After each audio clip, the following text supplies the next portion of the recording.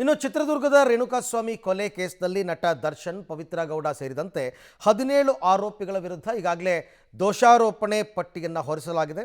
ಇವತ್ತು trial date ಕೂಡ ಶುರುವಾಗುತ್ತೆ. ಸೆಷನ್ಸ್ ಕೋರ್ಟ್ನ ನ್ಯಾಯಾಧೀಶರು ಟ್ರಯಲ್ ಡೇಟನ್ನು ನಿಗದಿ ಮಾಡ್ತಾರೆ.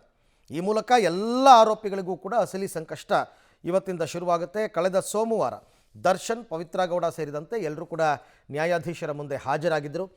ಈ ವೇಳೆ ನ್ಯಾಯಾಧೀಶರು ಆರೋಪಿಗಳ ವಿರುದ್ಧ ಇರುವಂತಹ ಆರೋಪಗಳು ಏನು ಅನ್ನೋದನ್ನು ಅವರ ಮುಂದೆನೇ ಓದಿ ಹೇಳಿದರು.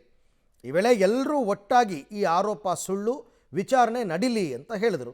ಆದರೆ ಇದೇ ವೇಳೆ ಕೆಲ ಆರೋಪಿಗಳ ಪರ ವಕೀಲರನ್ನು ನೇಮಕ ಮಾಡೋದಕ್ಕೆ ಸಮಯಾವಕಾಶವನ್ನು ಕೂಡ ಕೋರಿದರು. ಈ ಹಿನ್ನೆಲೆಯಲ್ಲಿ ಟ್ರಯಲ್ ಡೇಟ್ ನಿಗದಿ ದಿನಾಂಕವನ್ನು ಇವತ್ತಿಗೆ ಮುಂದೂಡಲಾಗಿತ್ತು.